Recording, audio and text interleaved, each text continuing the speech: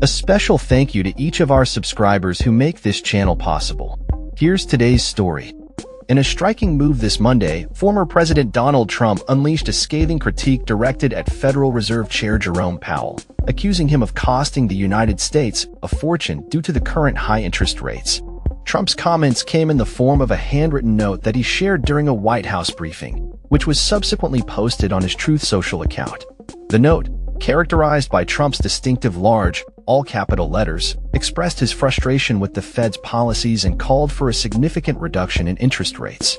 Trump's message was clear. He believes that the Fed should be paying a mere 1% interest rate. Jerome, you are, as usual, too late. You have cost the USA a fortune and continue to do so.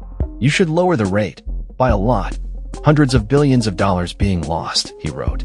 This statement reflects Trump's ongoing dissatisfaction with the Federal Reserve's approach to managing inflation, which has remained above the central bank's target of 2%. The Fed has maintained its interest rate between 4.25% and 4.5% since December, a decision that has not sat well with the former president.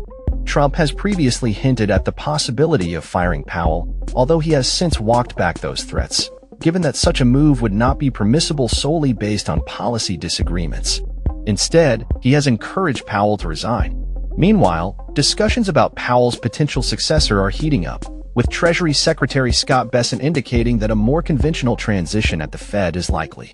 Bessent pointed out that there is a significant opportunity for Trump to appoint a new governor to the Fed board, which could lead to a new chairperson when Powell's term ends.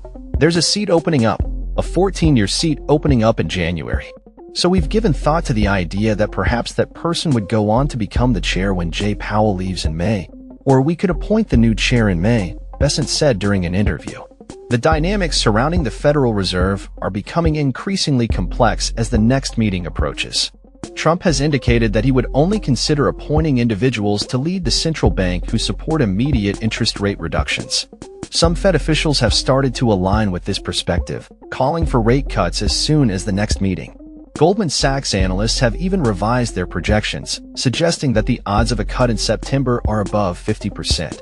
They attribute this to the lesser-than-expected impact of Trump's tariffs on inflation and other economic factors. The upcoming jobs data and inflation reports will be critical in determining the Fed's next steps. The labor market remains robust, but uncertainties persist, and the Fed is expected to exercise caution in its decision-making process. As the situation unfolds, all eyes will be on the Federal Reserve and its leadership, as well as the potential implications for the U.S. economy and the broader financial landscape. That's all for this story.